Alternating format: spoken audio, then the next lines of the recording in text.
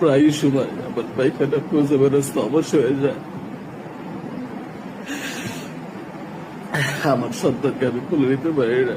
আসসালামু আলাইকুম রহমতুল্লাহ।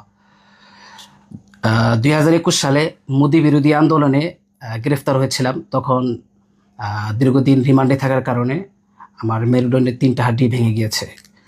দেশে বিভিন্ন চিকিৎসা করেছি এবং অপারেশন করেছি, কিন্তু সাকসেস হয়নি। তারপর উলামা একরামদের সাথে পরামর্শ করে চীনে যাওয়ার চিন্তা ফির করেছি। আগামী 1 তারিখে ইনশাল্লাহ ফ্লাইট। তো দর্শক, আপনারা শুনলেন যে মোদি বিরোধী আন্দোলন যখন আমাদের বাংলাদেশে ব্যাপকভাবে এই আন্দোলনটা ছড়িয়ে পড়ে এবং বিভিন্ন ওলামা একরাম গ্রেফতার হয়েছিলেন, প্রায় 2000-এর বেশি ওলামা একরাম গ্রেফতার হয়েছিলেন। আমিও সেই আসামি ছিলাম। যাই হোক, সব মিলিয়ে উনি রিমান্ডে অকথ্য নির্যাতনের শিকার হন এবং 3টি হাড্ডি তার ভেঙে যায় এবং এক পর্যায়ে তার জীবনটা চলাচল অনুপযুক্ত হয়ে পড়ে। ফলে তার বিষয়টা আমরা যখন সোশ্যাল মিডিয়াতে দেখেছি, তখন আসলে তার এই পরিস্থিতিটা দেখে এবং জেনে আমাদের